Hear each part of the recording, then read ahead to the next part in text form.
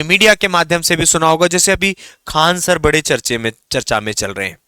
मामला बीपीएससी का है, बिहार पीएससी का है। और देखा गया कि उन्होंने पहले संवैधानिक तरीके से प्रदर्शन किया, पर भीड़ बढ़ी। ऐसी आवश्यकता लगी कि थोड़ा सा प्रशासन का उनको सहयोग मिलना चाहिए, या प्रशासन से उन्होंने कुछ बात कहने गए तो थोड़ा सा छात्रों का प्रदर्शन भी रहा, लाठीचार्ज भी हुआ। और ये हमारे देश में बड़ी दुखद बात लगती है मुझे। और ये मैं अकेला नहीं कह रहा हूँ, ये पूरा देश में जो भी बुद्धिजीवी वर्ग है वो इसका समर्थन करता है। आपने देखा नहीं देखा कि अगर आप संवैधानिक तरीके से भी कोई अच्छी चीज के लिए, एजुकेशन के लिए भी और अपने हक के लिए भी लड़ाई लड़ोगे तो जमाने भर की राजनीति होने लगती है। और जहां पर खुलेआम गलत दिख रहा है वहां पर पुलिस कभी एक्शन क्यों नहीं लेती, है ना? तो ये विचारणीय विषय है। और मुझे लगता है इस पे आगे आना चाहिए। बहुत अच्छी बात है कि शिक्षक अब धीरे धीरे राजनीति में भी जा रहे हैं।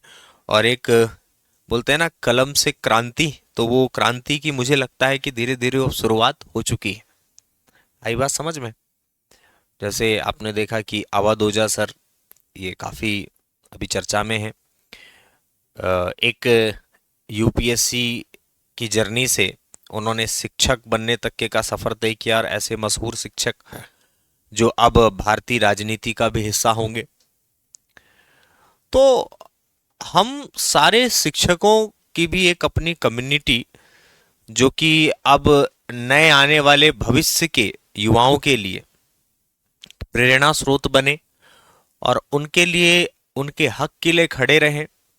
धीरे धीरे ये मुझे लगता है कि आने वाले समय में ये कारवां बढ़ने वाला है। जो स्थिति आज हम बिहार में देख रहे हैं, मुझे लगता है कि हाँ, बहुत हद तक प्रशासन को भी हम गलत नहीं कह सकते, सरकार को भी हम गलत नहीं कह सकते, लेकिन कुछ तो गलतियां रही होंगी, तब आज वहां स्थिति थोड़ी सी काबू में नहीं दिखाई पड़ती। खैर, लेकिन मध्य प्रदेश के बारे में भी मैं थोड़ी सी बात करना चाहूंगा कि आज मध्य प्रदेश भी कहीं ना कहीं इसी आग में झुलस रहा है। लेकिन मुझे लगता है कि उसको चिंगारी नहीं मिल पा रही है। और मैं चाहता हूं कि बड़े शांतिपूर्ण ढंग से हमको भी अपनी आवाज उठाना चाहिए। मैं मध्य प्रदेश के उन समस्त छात्रों से कहना चाहूंगा कि देखो, अगर कभी आपके साथ गलत हो रहा है, जैसे मैंने अभी सुना भी था, मैं जुड़ा भी हूं, तो अभी एमपीपीएससी में भी जो मुख्य परीक्षा को लेकर जो पेपर नहीं दिखाना या उसको लेकर कुछ एक मुद्दा चल रहा है कि आप हमें नंबर तो बताइए, है ना, क्या गलती कर रहे हैं हमें पता चले।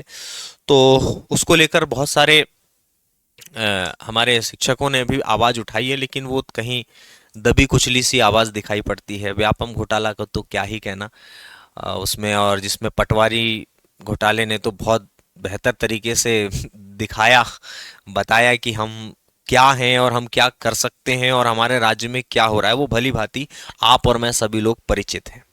खैर, इस पर मैं कभी और विस्तार से बात करूंगा, लेकिन मैं इन मुद्दों के माध्यम से आपको एक बात कहना चाहूंगा कि जीवन के किसी भी, है ना, किसी भी मोड़ पर, किसी भी परिस्थिति में यदि आपके साथ गलत हो तो आवाज दबाना नहीं चाहिए, आवाज उठाना चाहिए। और जब तक हम आवाज नहीं उठाएंगे तब तक हमारे साथ गलत होता रहेगा। चाहे एक वो पारिवारिक महिला की बात क्यों ना हो, जो एक समय था कि हमारे परिवार में या हमारी सामाजिक व्यवस्था में स्त्रियों के साथ में बड़ा बुरी स्थिति हुआ करती थी।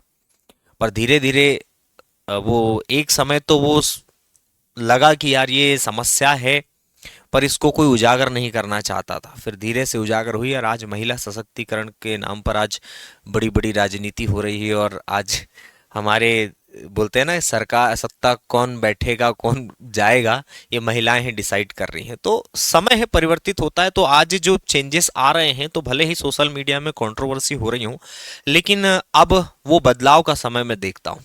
खैर, हम मौलिक कर्तव्यों पर बात कर रहे थे, हम आगे बढ़ेंगे। दूसरा, संविधान के पालन और आदर्श, ये हो गया, ठीक है। दूसरा, स्वतंत्रता के लिए हमारे राष्ट्रीय आंदोलन को प्रेरित करने वाले उच्च आदर्शों को